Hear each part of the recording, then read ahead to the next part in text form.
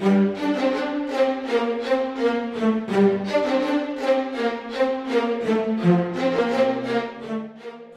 what's going on, guys? It's the mayor here with a 3-minute video.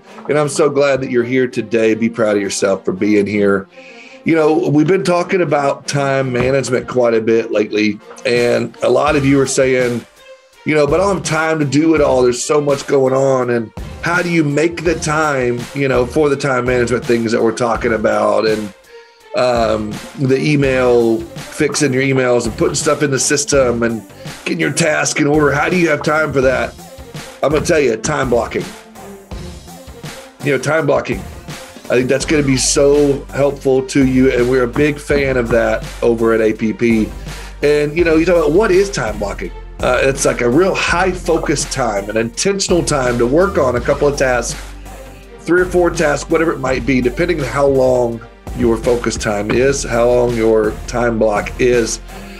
And you got to figure out, you know, when you do this, how long you're going to do it, how many days a week you're going to do it, figure out what you're going to do. And we'll get into some of that. First of all, I would start off with how long you're going to do it. And, you know, whether it's an hour, hour and a half, 2 hours, whatever it might be, whatever works for you and your agency. If you were to do, you know, 90 minutes 2 times per week, you get a lot done. That's 3 hours out of your week. Focused, intentional time. You might need 3 times a week, or 1 hour a day, maybe, however that works.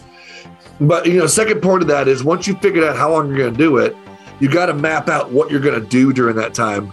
And you've got to stay intentional with that, whether it's prospecting, whether it's renewal reviews, whether it's quotes, whether it's backlog tasks, or, you know, as we get started in some of this stuff, and maybe you're backlogged on your emails, and maybe you've got 200 emails and you're trying to get to the 0 inbox we're preaching.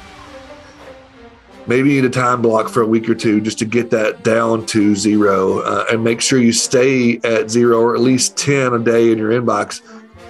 You got a time block for that. I think that's huge. I think once you get that time block out, make sure you map that out and write down what you're going to do during that time. Okay, I'm going to spend 30 minutes prospecting or 45 minutes prospecting, and then I'm going to enter them in the system, all the X dates that I got.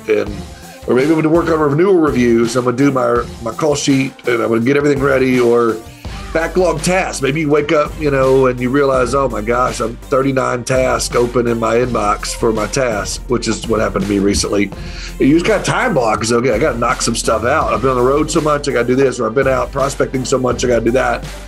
Or I've had a heavy workload other places and been productive in other areas. I've kind of fallen behind on this or that task. Time block. Also, I think a big part of time blocking is you got to tell the team.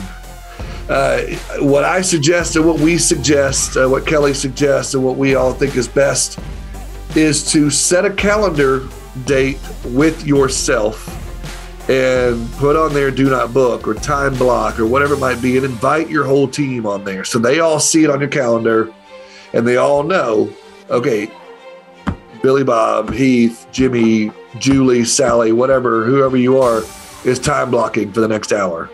Don't mess with them. The ones that didn't make it on the calendar or they didn't see it or whatever, put a note on your desk or on your door. If you have a door, if you have a cubicle, put on the outside of your cubicle that says, I'm time blocking for the next hour. You know, one of those signs you put on the door that says, we'll return in 1 hour, and you flip the door over, flip the sign over, whatever it might be. Make sure that you let everybody know. Set the meeting with yourself, send a calendar invite, put a note on your desk, something that lets everybody know you're on a time block. Here's what you're doing. Here's what's going on. So they can respect that.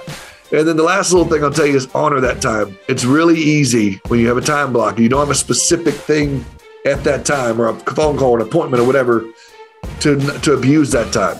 No. If you've got this timed out, mapped out, what you're going to do, stick to that schedule. Don't look at it like, oh, I've got an hour and a half time block. I can kick my feet up and catch up on Facebook, or I can take a nap, or if someone calls in the middle of something better, you can do that. No, this is high focus, intentional time. Guys, I appreciate you hanging out with us. I really look forward to hanging out with you on the next one. So there's one thing that I'm committed to solving as I turn 40, which is eradicating the word busy from insurance agencies. So often, so many times, we're not hitting our agency's potential just because our team is busy.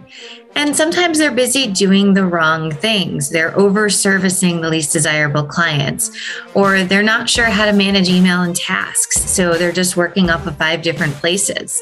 Or inevitably, they're taking too many payments, which the carriers can take.